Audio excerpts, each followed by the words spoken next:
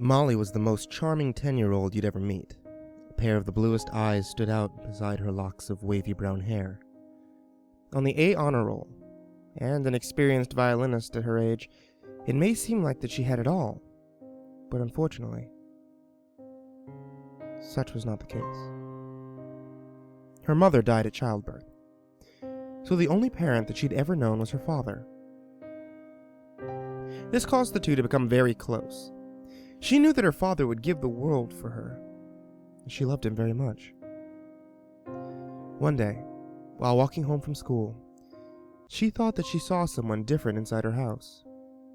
Her curiosity aroused, she climbed on top of some sturdy boxes to see this mysterious individual.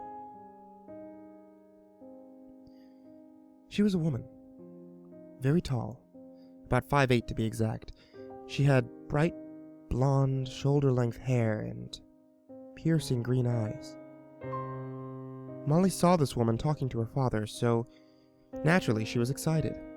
The two of them were holding each other and laughing and sneaking a kiss every now and then. Her thirst for knowledge now quenched, the little girl went inside. The woman greeted Molly, knowing her by name, and the girl's father had to run an errand, so the girls had each other for company. Hello there. I'm Stephanie. What's your name, darling? My name is Molly. Are you one of my father's friends? And sensing the child's cute intelligence, she laughed a little. Well, you see, your father and I are getting married in 2 weeks. Now, he had meant it to be a surprise, but it'll be our little secret. All right? Molly agreed to keep quiet about it, and went on her merry way. But she sensed something wasn't quite right about this woman. She seemed nice enough, but she seemed happy. A little too happy. But, she thought, everything is not what it seems. And dismissing it as an irrational fear, Molly lived and let live, happy that her father had finally found the one.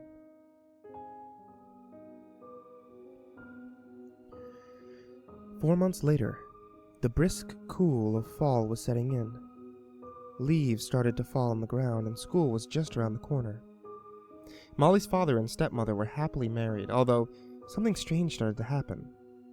Ever since her stepmother started living in the house, she would have the most grotesque nightmares. Every single time, it was the same. She saw a woman with gray, decaying skin standing in her closet. The woman had the sickest, most maniacal laugh that the poor child had ever heard. And every time Molly screamed, holes would materialize in her chest, and she'd be dead. The next day, Molly was in her classroom. Her face was red from crying because of what happened that day. Well, every day for that matter at recess. She would try to play with the other children, but she was met with the same result at every attempt. Ridicule. As smart and pretty as she was, none of the other children wanted to play with her. They thought that she was smarter than normal. Like she wasn't human. So every day, she sat alone, wallowing in her sadness, with no one there.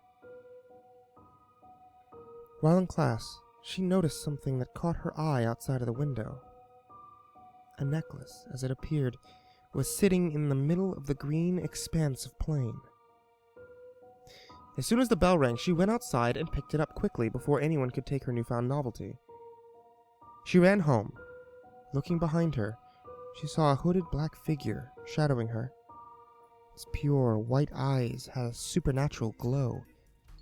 She burst into the house crying, into her father's arms. When asked what was wrong, she pointed at the supernatural presence now gliding to her room. Her father didn't see anything, secretly worried about her. That night, she found the figure by her bedside. Before she could react, the figure placed a soft, feminine hand on the girl's lips and whispered, It's okay. I'm not here to hurt you. I'm here to help. What's your name? I have no name. I am an angel. I lead people to the resting place. But since you have found my necklace, I have come to your aid. Take this. In her hand, she held the same necklace Molly had found earlier that day. It was adorned with a pure white stone. Molly thanked the spirit that called itself an angel and put it on. 2 weeks had passed without incident. Molly's nightmares vanished, but she felt its protective presence as long as she was wearing the necklace. And one night, the figure appeared again to deliver a message. Molly, are you glad that your nightmares are gone? Yes, thank you so much, but how comes I can only see you tonight? I am before you to bode you a warning. There were monsters that plague your dreams, but they are not what you should fear. The monsters you should fear are the ones you can't see. The ones that you notice day in and day out, but never see them for what they truly are. The monsters that plague reality. Remember, not everything's what it seems. As it said the last sentence, it motioned towards the door.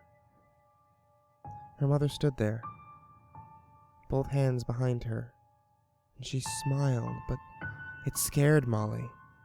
She was twitching, shaking, eyes widened like a madman. Molly nervously asked what she wanted, What do you want? and was granted with this monotone response. Molly, we haven't spent enough time together. But it's okay, because now we'll be together forever.